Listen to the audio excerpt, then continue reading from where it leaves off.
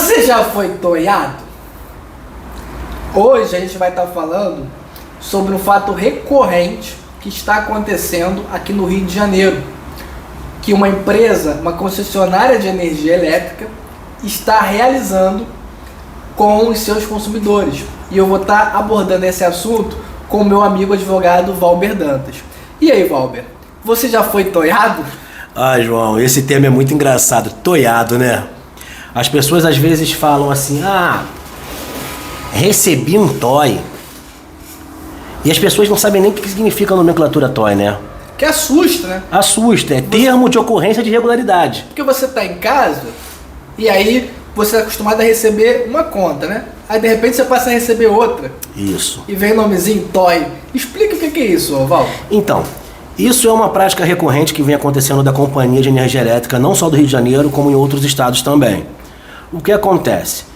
O funcionário da empresa vai até seu medidor de luz e supostamente acha que você tem uma irregularidade.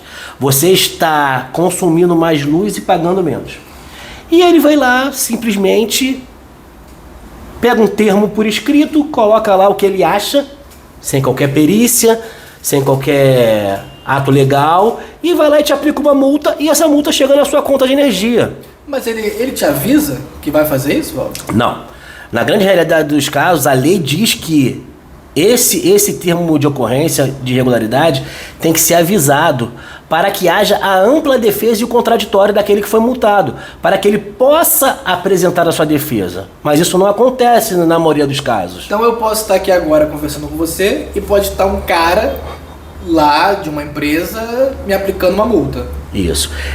Qual era o correto a ser feito? Eles tinham que te mandar uma notificação, esse termo, para sua casa, para você assinar, abrir prazo para que você se defenda, para provar que você não tem gato, não tem irregularidade ou desvio de energia, e aí isso ser julgado por eles, para depois ver se vai aplicar a multa ou não. Mas o caso é totalmente ao contrário. Ele não foi com a cara da sua casa, ele aplica a multa, já chega na sua casa e depois talvez chega uma notificação pelo correio. Em muitos dos casos nem chega a notificação de toy na casa do consumidor. É uma loucura. Agora, seria ideal, né, no ideal dos mundos, é que antes dele vir na minha casa, ele me mandar uma notificação. Eu vou na sua casa porque eu estou suspeitando, eu passei por aí, eu estou suspeitando que você está desviando energia elétrica, está consumindo de forma irregular energia elétrica. Mas ele não faz isso, né? Ele sempre aparece lá. Isso aí. Sem avisar. Outra coisa que é muito interessante, vou te contar um caso concreto onde foi distribuída uma ação na Barra da Tijuca, no Fórum da Barra da Tijuca. Por quê? Um cliente, ele era consumidor da Companhia de Energia Elétrica, morava na região da Zona Oeste, e esse cliente, ele tomou uma multa. E ao vir a contestação, a resposta da empresa alegou que no mês de dezembro, janeiro e fevereiro, o consumo dele foi a conta mínima. Então, olha só o achismo espiritual da Companhia de Energia Elétrica, que é até cômico. Porque nesse período, esse cliente, ele viajou para os Estados Unidos. Eu tenho uma vizinha que ela tinha uma casa, ela morava numa casa e ela se mudou. E automaticamente a conta de luz daquela casa onde ela morava diminuiu drasticamente porque ninguém passou a habitar lá.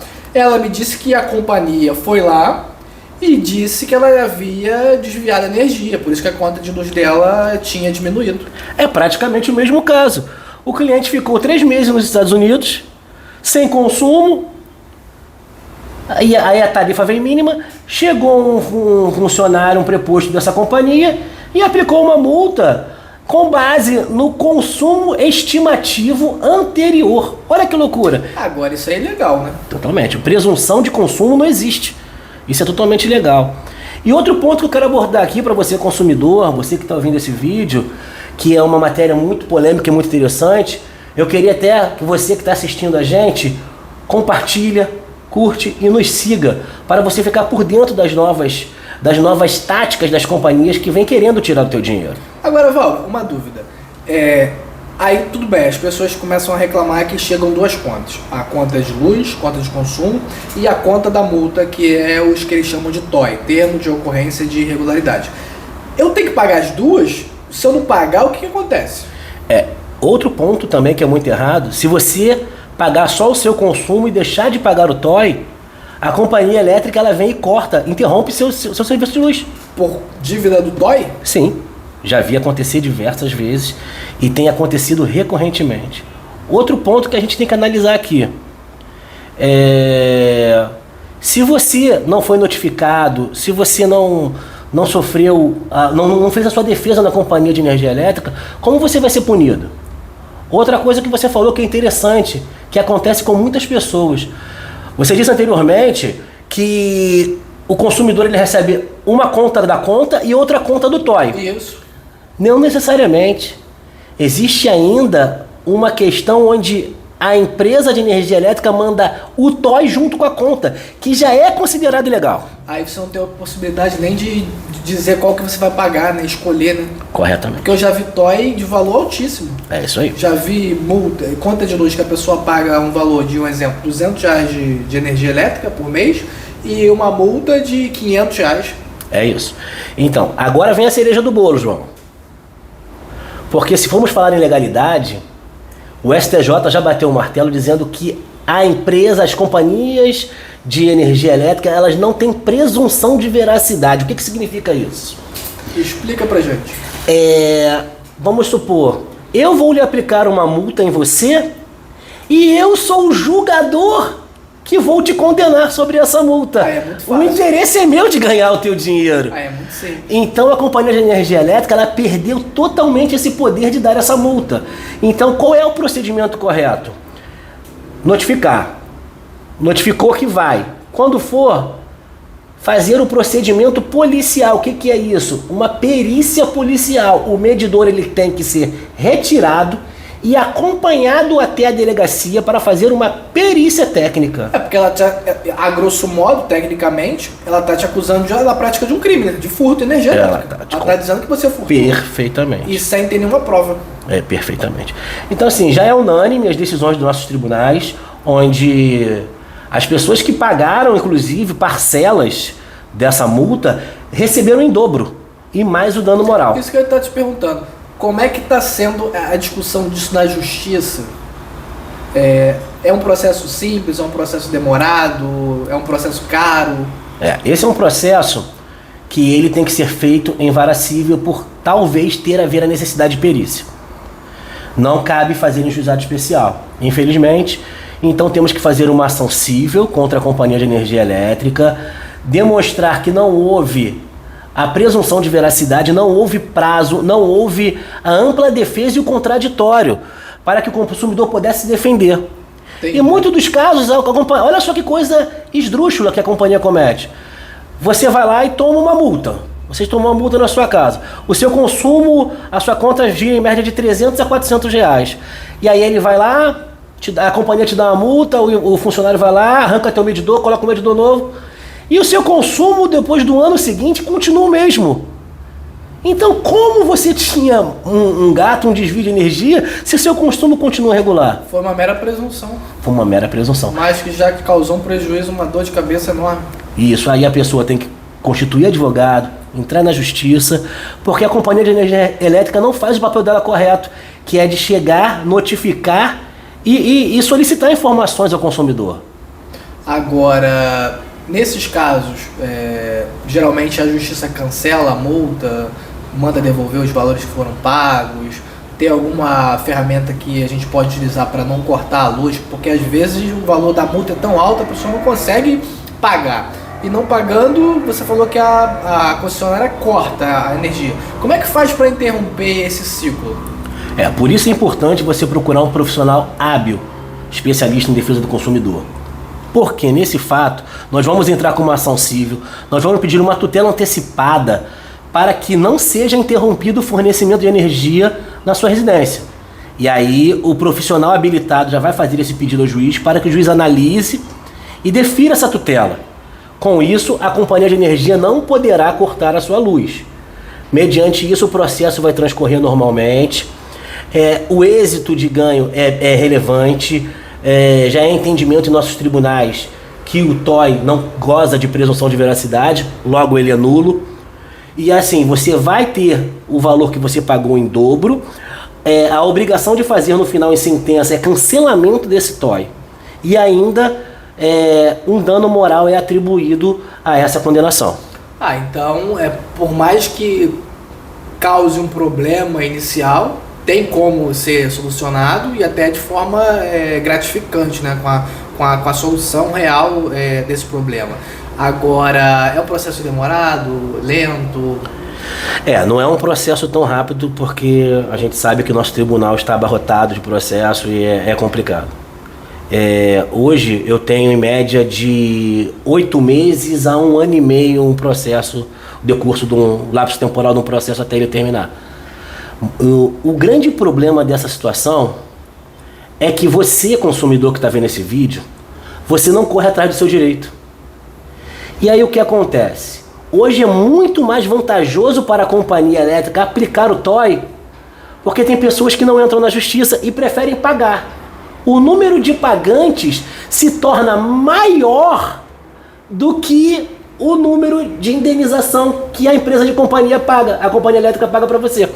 Então vamos supor, a companhia elétrica hoje ela tem um número de R$1 milhão em condenações judiciais, mas ela aplica 10 milhões em TOI. Desses 10 milhões, ela paga 1 e sobra 9. Então ainda se torna lucrativo porque o consumidor não corre atrás dos seus direitos.